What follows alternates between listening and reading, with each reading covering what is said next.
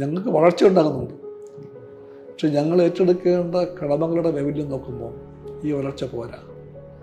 The rate of growth, വളർച്ച തോത് അപര്യാപ്തമാണ്.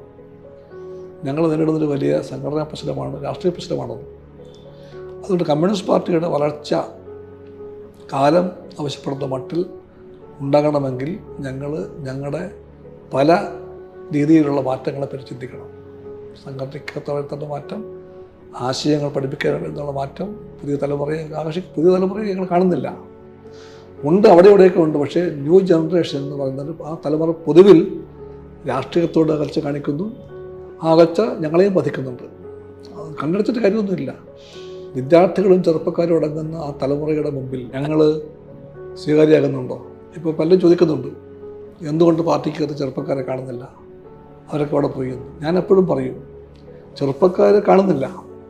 കുറ്റം അവരുടേത് മാത്രമല്ല, കുറ്റം പ്രധാനമായിട്ടും ഞങ്ങളുടേതാണ്. ആ തലമുറയ്ക്ക് ഞങ്ങൾ സ്വീകാര്യമാകുന്നില്ല, അല്ലെങ്കിൽ ആ തലമുറയ്ക്ക് ആകർഷണീയമായിട്ടുള്ളത് ഒന്നും കാണിക്കാൻ ഞങ്ങൾക്കാകുന്നില്ല.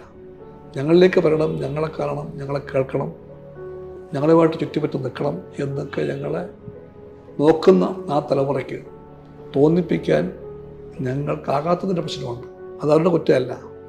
അപ്പോൾ ആ തലമുറയോട് ഞങ്ങളെങ്ങനെ സംവദിക്കണം?